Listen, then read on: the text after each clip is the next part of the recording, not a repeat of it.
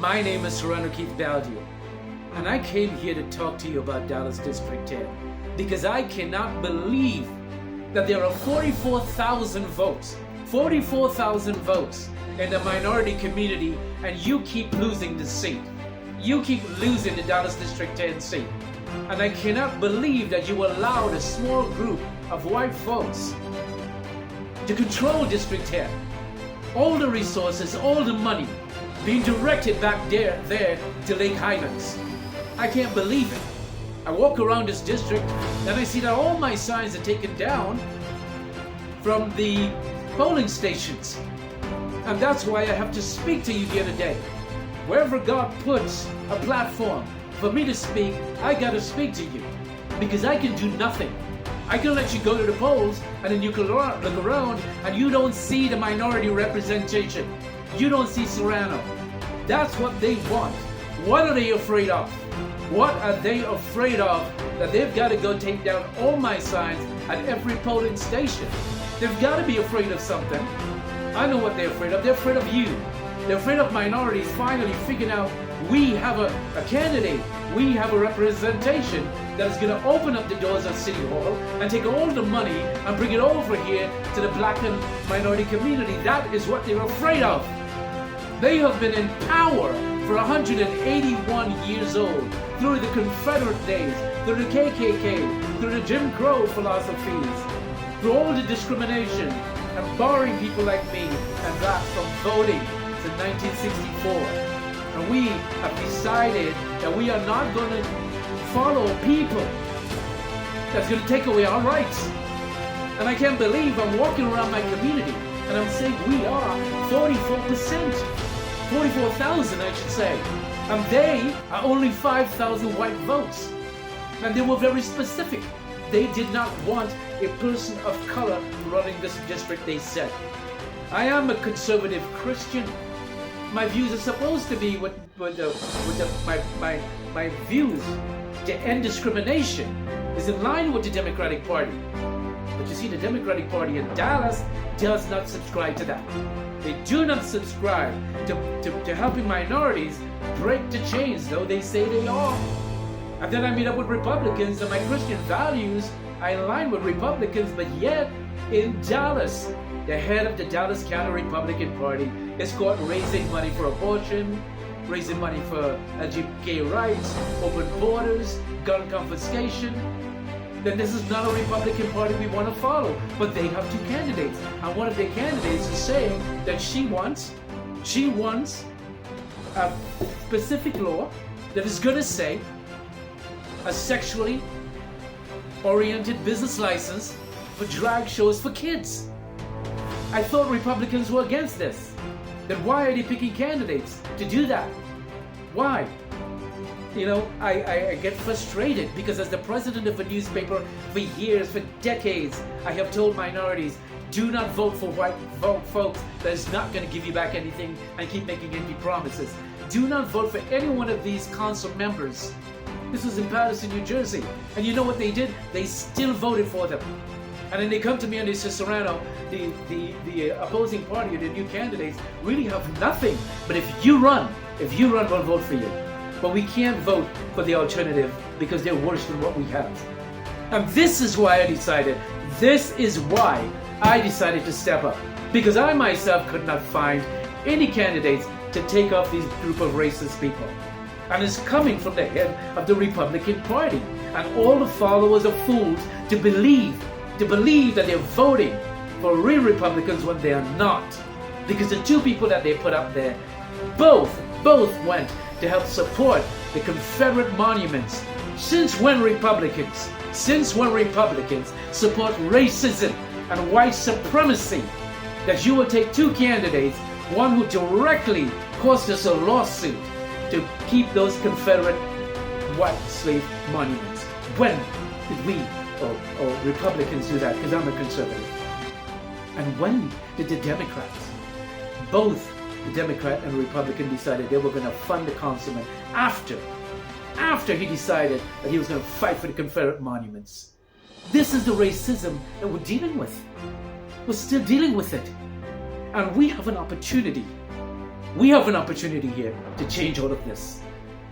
They have gone to the polls, and I've seen them, mostly all the white communities, for that white group of people in Lake Highlands. And they have been fighting us and fighting us and fighting us, and yet we decided to stay home. I want to show you a picture of Lake Highlands. This is it, 5,000 votes right here. And all the 44,000 votes of minority votes are missing. Why? Why are you missing? Why are you not going out to vote? Is it because you do not know me?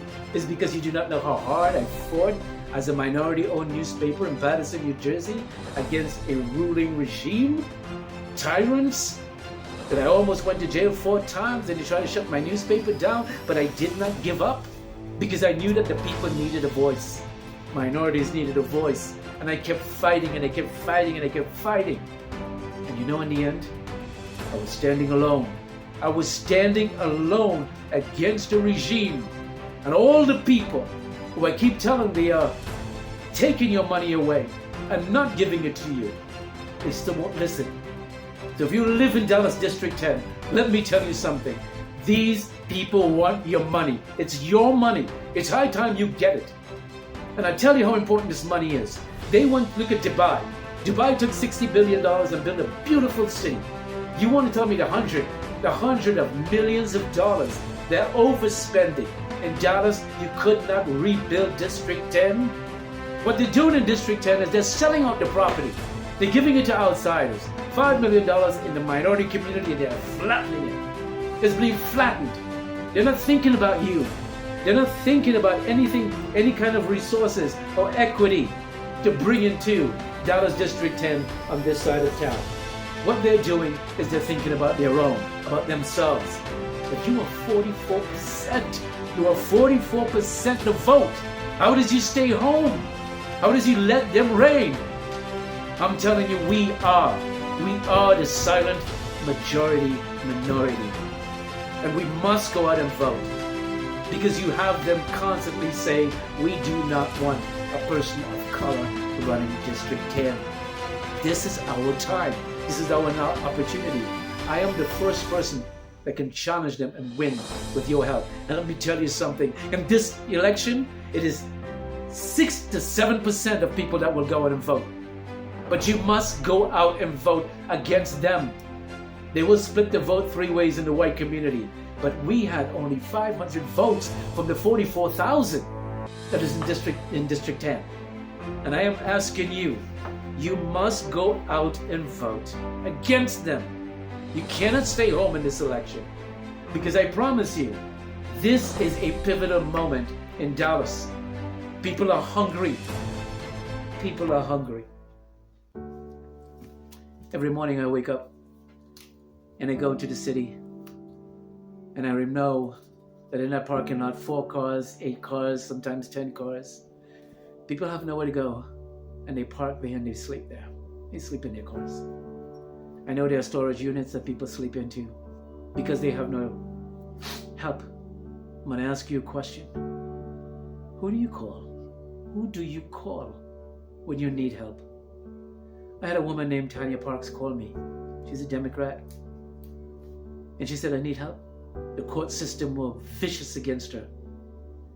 And I drew a sword and I went to fight with her shoulder to shoulder. So I want to ask you, who are you going to call? When you're at your darkest, deepest, vulnerable moment, who are you going to call? Who are you going to call? There is no one. When I was the president of a newspaper, everyone would call me. And I would ask them, did you call your councilman? Yes, we did, 2 weeks ago. Said he was going to do this, sometimes no answer, even the mayor. And I would use whatever knowledge I have in government, and I have a lot, and in politics, and I have a lot, to help them. And I promise you, when I become the councilman of District 10, I will have an open office in this district that you can come to. You don't have to worry about anyone that you can call anymore. And I know that feeling because I had that feeling myself. There was no one to call. And I needed someone to talk to. I needed help. And I know what it's like to not have anyone there. And that's what my office is going to represent. And I don't care if you're Democrat or Republican, because this election This election is a nonpartisan election. Independent. So why are Republicans and Democrats in full force violating our chapter, fighting over this district, fighting over these seats, when it's an abomination to do so? Because there's a lot of money at play and they want it in the Republican and the Democratic Party. Under my administration, everybody will break bread at my table. No one will be fighting. No one will be making accusations. You can keep your personal beliefs, but you will not be fighting. But if any one of my opponents win, guess what's going to happen? They'll keep fighting. It'll be a separation. One saying Democrats supports Democrats only. One saying Republicans will not go to any Democratic events or help them. We don't need that. We do not need that in District 10 right now. We don't. And one of my opponents saying that they are going to push for ordinances, sexual ordinances against our kids. Both the Democrat and the Republican swear to it. That's what they will be doing. They are going to do an ordinance, sexually oriented, for trans kids and drag shows for kids, business license. And I ripped into them for it. We're not going to have a lot of that in our community when I am the councilman here. So I'm asking you to go out and vote. And you know why? You know why? Because we have so much we can do for District 10. It can be an exciting district. We can bring in people to evaluate the entire structure of District 10 and beautify this district. Make it better for everybody. Not let the resources just go to Lake Highlands with all those people who wants to control the entire district like it's the plantation. We're going to have beautiful streets. We're going to have beautiful atmosphere. We're going to have businesses where everybody can enjoy. And we're going to have a security team and a security defense for Dallas District 10, that you don't have to be worried or fearful that when you go to the grocery store, you're going to get killed or robbed. I am in this community. I will be in this community. Everyone will know my face, and they will know if you mess around with somebody in my community, you're going to answer to this councilman. We are going to do great things in District 10, unlike the last 8 years we had. And unlike the same people want to continue to fail the policies of the councilman, and they swear to that. We're not going to fail anymore. We're going to succeed. And we're going to live in a brotherhood. We're not going to have Republicans fighting Democrats like they are right now in this election. We're going to break bread together. And we're going to make this a better District 10. And that's why I'm telling you, I am the best candidate to do that, because I have the vision, the experience, and the government, and the funding. And none of my opponents in debates can tell me anything about the budget, because they haven't read it. I know what's going on. And I know that we can do great things together. And that's why I'm asking you to go to the polls and vote place 3, Sirrano. And again, you won't see my signs, because they've taken all of it down. They've taken them down because they were afraid.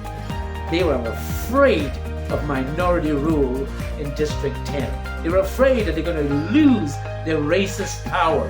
They were afraid. They were afraid of us. They're not afraid of me. They're afraid of you, because they don't want you to see those signs. Because if you see those signs, you'll see signs of hope. When you see the signs of my opponent, they're all signs of the Confederate rule. They're the same pillars, because all of them supported the Confederate white supremacy slave monuments. But I didn't. So when you see my signs, you will see something great and exciting about to happen in the minority community. Listen, the white community, they're going to be okay. They're millionaires. So they don't want you to see my sign, because they don't want you to know there is hope. There is hope. So when you go to the polls, don't worry about the signs you see. Worry about the person who's going to represent you. I promise you, you will never be disappointed. And lastly, I'll leave you with this. In Patterson, New Jersey, when I warned them not to vote for these people, same kind of people here, incompetent, unqualified, they told me, you know what's right? If you vote, if you win, and we did a survey, and the survey went 6 people, and I was number 6. 78% of the votes went to me, because they knew that if anybody would stand for their rights and their money and their finances and release the vault to the minority community, it would be me. So please go out and vote, and do not stay home. This is not the time to stay home. This is not the year to stay home. This is Sirrano. Thanks for watching, and bye for now.